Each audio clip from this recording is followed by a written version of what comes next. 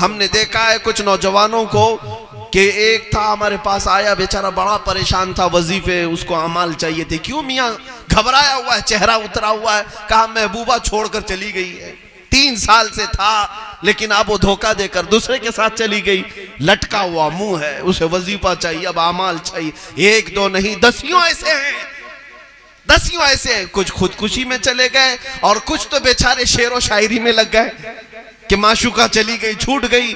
अब उनके मोबाइल के स्टेटस वही हैं, उनके मैसेजेस भी वही हैं, उनका दर्द यही बोल रहा है कि सनम बेवफा छोड़कर चली गई। ए नादान, तूने दुनिया की ऐसी महबूबा पर दिल क्यों लगाया जो आज तेरे साथ है कल किसी और के साथ है। काश उस गुंबदे खजरा के मकी के हाथ में दिल दिया होता। वो ताजदार मदीना इतना गयूर है कि दुनिया में आखिरी सांस तक तेरा हाथ नहीं छोड़ता, बल्कि कब्र में पहुंचे तो वहां भी आए, हश्र में पहुंचे तो वहां भी आए, यहां तक कि पुल सिरात पर गुजरना हो तो वहां भी तेरा हाथ नहीं छोड़ता। हाथ दो तो उस बारगाह में दे दो। हुजूर नबी मुकर्रम सल्लल्लाहु ताला अलैहि वसल्लम की तरफ अपने आप को सुपुर्द कर दो। आला हज़रत फाजिल बरेलवी आला हजरत इसीलिए बने कि उन्होंने कहा है कि अपने दिल का है उन्हीं से आराम, सौंपे हैं सब उन्हीं को सारे काम। लो लगी है कि उस दर के गुलाम, चारे दर्द रजा करते हैं। मेरे अजीजों, फाजिल बरेलवी ने यही तो कहा था, उन्हें जाना उन्हें माना, न रखा गैर से काम, लिल्लाहिल हम्द में दुनिया से मुसलमान गया।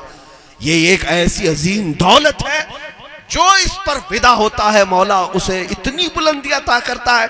हम आज भी महफिलों में देख रहे हैं, आला हज़रत का नारा क्यों लगाया जाता है? आप आला हज़रत के खानदान वाले हो, आप उनके खानदान वाले हो। मेरे अजीजों, सिर्फ मुरीद होने की भी बात नहीं, उन हलकों में भी मैंने देखा है जिनका सिलसिला किसी और से है, लेकिन मसलक के आला हज़रत और इश्क व मोहब्बत के नारे वहां पर भी। हद तो ये है, हिंदुस्तान तो हिंदुस्तान, मिस्र में भी मशाइख को मैंने खड़े होकर मुस्तफ़ा जाने रहमत पढ़ते हुए देखा है। आखिर वो कौन सी दौलत थी कि 100 साल गुजरने के बाद भी उस इमाम अहमद रजा को आज तक महफिलों से भुलाया नहीं जा सका, हमारी बज़्मों की रौनक से उन्हें हटाया नहीं जा सका। वो एक ही दौलत है मेरे अजीजों, उस इमाम अहमद रजा ने पूरी जिंदगी भर ना अपने बाप के किस्से गाए, ना अपने दादा के कसीदे पढ़े, बल्कि जब भी कलम उठाता था तो कहता था सरवर कहूं कि मालिक व मौला कहूं तुझे, बाग़े खलील का गुले ज़ैबा कहूं तुझे। ये इमाम अहमद रजा फाजिल बरेलवी की वो अजीम खुसूसियात में से एक खुसूसियत है कि नबी मुकर्रम सल्लल्लाहु ताला अलैहि वसल्लम पर वो मर मिटने वाली मोहब्बत करता था।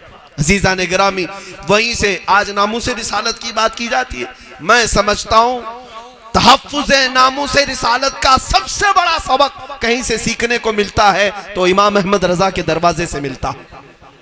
पूरी जिंदगी आप देखें, अरे मियाँ उन्होंने इतनी चीज भी बर्दाश्त नहीं की कि अगर कोई कह दे रसूल पाक सल्लल्लाहु अलैहि वसल्लम का जुब्बा मैला हो गया था, ये भी मेरे आला हजरत ने बर्दाश्त नहीं किया। मैले तो कपड़े होते ही है ना, ये फितरी बात है, 2 दिन पहनोगे मैले होंगे, लेकिन आला हज़रत ने फरमाया रसूलुल्लाह के लिबास को ये भी ना कहा जाए कि मैला हो गया, बल्कि यूं कहा जाए कि गर्दो गुबार ने उनके जुब्बे के बोसे लेना शुरू किए, गर्दो गुबार ने उनके लिबास को बोसे लिए। यह अदब है बारगाह रिसालत का। वो इतनी चीज भी मेरे मुस्तफ़ा करीम की बारगाह में बर्दाश्त नहीं करते थे। अजीज़ान गिरामी वक़ार, यही इमाम अहमद रजा की अजीम खुसूसियत थी जो मुहाफिज़ नामूस रिसालत थे और पूरी उम्मत को उन्होंने यही दर्स दिया है। आज मैं अपनी गुफ्तगू के खुलासे में सिर्फ इतना ही कहना चाहूंगा, आज ले उनकी पनाह, आज मदद मांग उनसे, फिर ना मानेंगे क़यामत में अगर मान गया। ऐ नौजवानों, आज तुम्हारे अखलाक व किरदार किस तरफ को जा रहे हैं, किस तरफ को जा रहे हैं? क्या तुम्हें यह ज़ेब देता है कि तुम यहूदो नसारा की तकलीद पर चलते रहो? हमारे वो नौजवानों को देखकर मुझे अफसोस होता है जिनकी सुबह गाने की धुन पर होती है, रात में बिस्तर पर सोए तो म्यूजिक की धुन पर सोए।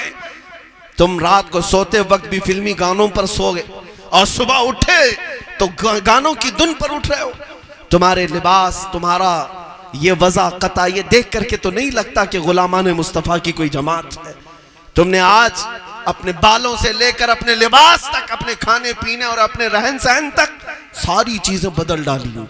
मैं समझता हूं दुनिया ने जुल्म किया है हमारे साथ कि हमारे सामने फैशन नाम से और मॉडर्निज्म नाम से कई चीजें लाकर हमारे असली अखलाक को चुरा लिया।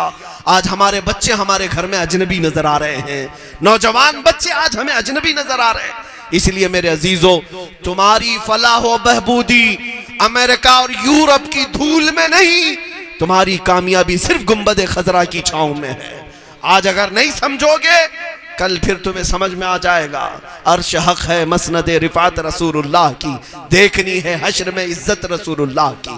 क़यामत के दिन तो समझ में आ जाएगा कि अगर वहां परचम किसी का लहराएगा तो मेरे मुस्तफ़ा का लहराएगा।